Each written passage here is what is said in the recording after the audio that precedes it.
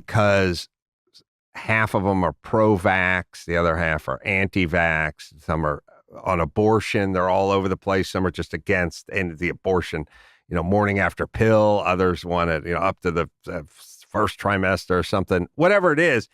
He just goes, they're always arguing and they don't agree with all the same stuff. Half of them hate Trump. You know what I mean?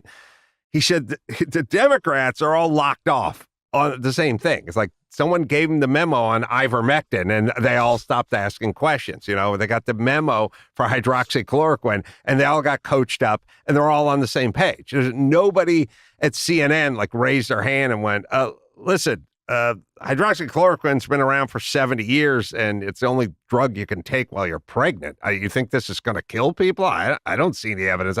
Nobody went, I don't know what this is. I don't know. Why don't you just let the doctor prescribe it if he thinks it's good for his patient? How do we know if it's good or bad? Leave the doctor alone. Anyway, it's inert.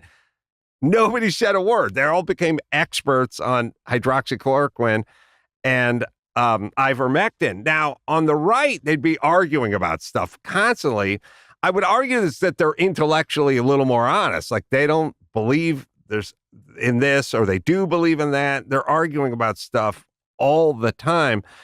So the left has a kind of a doctrine, and if you get out of it on one thing, just anything, the border, could be taxes, could be fracking, you can't say to the left, look, I'm with you on abortion, I'm with you on decriminalization of this and that, and on reform of the prison system and the industrial military complex.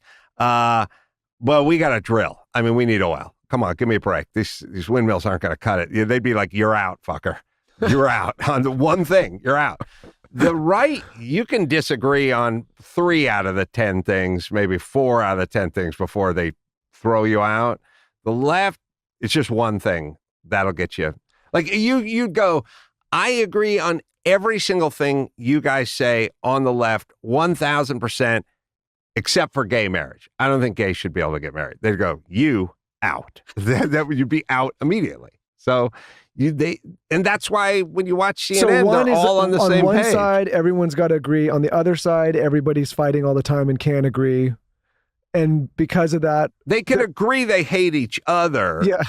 But I mean, think about it. There's a ton, and there certainly used to be even more. There's a ton of right-leaning Republicans that are never Trumpers. Mm-hmm. There's who on the left is a never Kamala or never Biden or never Obama? Are there any never Obamas on the left? No, maybe, but I think guys it's interesting to watch guys like Bill Maher for me at this stage, and I think he's done a great job for a long time, and obviously he's been left leaning forever. But I think it's interesting for me to watch him now because I think a guy like him is surprised how far left it's moved from him. Mm-hmm. Right, for me, I would say I'm probably I'm socially liberal for sure, and more fiscally conservative. I think that's very common, especially of our generation.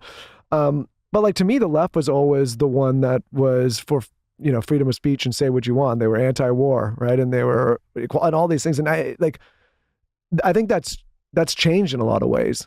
Right. Yeah. I don't listen, conservatives, we have, we've had Chelsea Clinton on this show. We've had Tommy Loren. We've had as far left and right as you can go on both sides. And typically when that happens, and you're on the show now, both bases yell at us, depending on which side is on the show. Mm-hmm. And I always find that interesting because to your point, I think you either have to be one or the other these days. And if you're not one or the other, people are just unwilling to hear a different perspective.